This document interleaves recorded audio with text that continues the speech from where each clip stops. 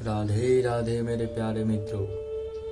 आज संपूर्ण संक्षिप्त श्रीमद् भागवत कथा के अध्याय 7 को आप सभी के सामने मैं पेश करने जा रहा हूँ, तो कृपया करके इसे पूरा सुनिएगा।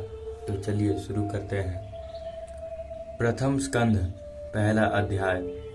श्री वेद व्यास जी कहते हैं कि सर्वप्रथम उस मंगल रूप परमात्मा को नमस्कार है जो कि अपने उत्पादन और निमित्त कारणों से इस संसार का पालन, पोषण और संहार करता है।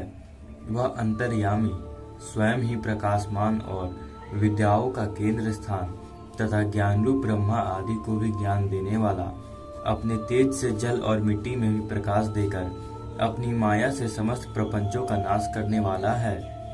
जिस ईश्वर की सत्यता से असत्य भी सत्य, रज और तम की सृष्टि सत्य से प्रतीत होती है, जो वेदों के ज्ञान को उत्पन्न करने वाला और जिसकी सत्यता से यह मृग तृष्णा के समान मिथ्या संसार भी सत्य भाषित होता है, उस सत्य रूप परमात्मा को हम अपने शिष्यों सहित प्रणाम और ध्यान करते हैं। इसके पश्चात श्रोताओं को इस शास्त्र की श्रेष्ठता बतलाई जाती है। यह भगवत शास्त्र सब शास्त्रों से उत्तम और संसारी पुरुषों का परम कल्याण करने वाला है। इसमें अधोपांत परमार्थ वस्तु का ही विवेचन किया गया है, जो कि ईर्ष्या रहित पुरुषों के जानने योग्य है। जो मनुष्य महर्षि वेदव्यास के बनाते हुए इस भागवत शास्त्र को सुनता है, उसके हृदय में उसी क्षण ईश्वर आ बसते हैं। यह वेदरूप कल्पवृक्ष का फल मुनिरूप तोते के मुख से गिरा हुआ अमृत युक्त है, जिसका रस स्वादन करने से घोर ताम पापी भी मोक्ष को पा जाता है।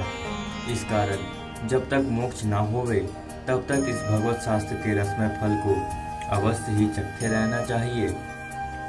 एक समय परम पवित्र विष्णु क्षेत्र नमिश्रनाय में शौनकादिक ऋषियों ने स्वर्ग प्राप्ति के लिए हजारों वर्ष तक यज्ञ करने का अनुष्ठान किया।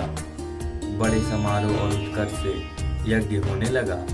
तब एक दिन प्रातःकाल हवन करके वे मुनि लोग प्रेम युक्त हो अपने आसनों पर बैठे हुए श्री सूत जी से बोले, हे भगवान, आप सर्व शास्त्र वेता और परम ज्ञानी हैं, सो आप यह बतलाइए कि मनुष्य के लिए सबसे उत्तम कल्याणकारी यत्न करता है। उत्तम गुरु अपने प्रिय शिष्य को सब कुछ बतला देते हैं, आप भी हम लोगों पर कृपा कर यह बतलावे। हे मुनीश्वर, इस कलयुग में मनुष्य पर्याय थोड़ी आयु वाले और आलसी होंगे। उनसे न कोई शुभ कर्म हो सकता है और न वे कष्ट साध्य कोई यज्ञ वस्त्रादि ही कर सकते हैं। हे हतभाग्य, मंद बुद्धि और सर्वदा रोग आदि से पीड़ित रह पर्याय अशुभ चिंतन में ही रहा करेंगे। उनमें यह शक्ति नहीं होगी कि वे अनेक शास्त्रों को सुनकर तदनुसार आचरण करें, क्योंकि अधिक शास्त्रों से सुनने से अधिक कर्मों का अनुसार करना पड़ेगा, जो उनके लिए सर्वथा असंभव है। अतः उनके कल्याण के लिए आप अपनी बुद्धि से निकालकर कोई सुगम उपाय हम लोगों से कहिए, जिसे जानकर इस संबंध में सर्वदा के लिए हमारी चिंता दूर हो जाए। हे सूत जी, आपका कल्याण हो। आप जानते हैं कि देवकी जी के गर्भ से श्री कृष्ण किस लिए उत्पन्न हुए थे। उसी कारण को सुनने की हमारी बड़ी इच्छा है। यद्यपि हम जानते हैं कि कृष्ण जी का अवतार मनुष्यों की रक्षा और ऐश्वर्य के लिए हुआ था, तथापि इस संबंध में जो निश्चित मत हो वह आप हम लोगों से कहिए। जहाँ तक हम सबको ज्ञात है, श्री कृष्ण जी का नाम लेने से मनुष्य आवागमन से मुक्त हो जाता है। श्री कृष्ण जी के नाम से वह आवागमन करता है। हे सौम्य सूत जी, गंगा जल तो क्रमशः ही मनुष्य को पवित्र करता है, किंतु श्री कृष्ण जी के चरणों का आश्रय करने वाला शीघ्र ही शांति लाभ करते हैं।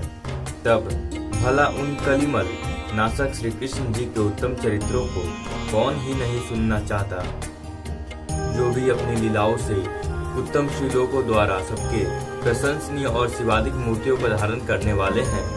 हे मनु, जिनके उद्धार चरित्रों को नारदादिक ऋषियों ने गाया है, जो अपनी माया से लीला करने वाले साक्षात विष्णु रूप हैं, उनके मत्स्यादिक अवतारों की पुनीत कथा हम सबसे कहिए। श्री विष्णु जी उन पवित्र चरित्रों को सुनते हुए तृप्त नहीं होते हैं।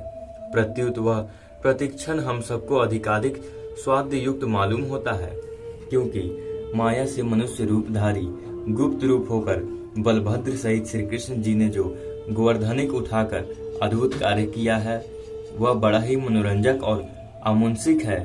इसी कारण कलयुग को आया हुआ जानकर हम लोग बहुत दिनों के लिए यज्ञ का अनुष्ठान करके इस विष्णु क्षेत्र में आ बैठे हैं। तब ऐसे समय में हम लोगों के लिए श्री विष्णु जी की कथा का सुनना परम आवश्यक है। जैसे समुद्र के पार जाने वाले के लिए कोई चतुर केवट मिल जाए, वैसे ही सतवारी तथा गंभीर संसार को पार करने के लिए विधाता ने आपको हम लोगों के पास भेज दिया है। अतः आप हमें यह बताइए कि धर्म की रक्षा करने वाले योगेश्वर श्री कृष्णचंद्र जी ने अपने स्वरूप में प्राप्त होने पर इस समय धर्म किसकी शरण में गया। आज अथ श्रीमद् भागवत महापुराण के प्रथम स्कंद के पहले अध्याय में हमने पढ़ा कि शौनकादिक ऋषियों ने श्री सूत जी से कैसे लोक कल्याण का उपाय पूछा है। राधे राधे, हरे कृष्ण हरे कृष्ण।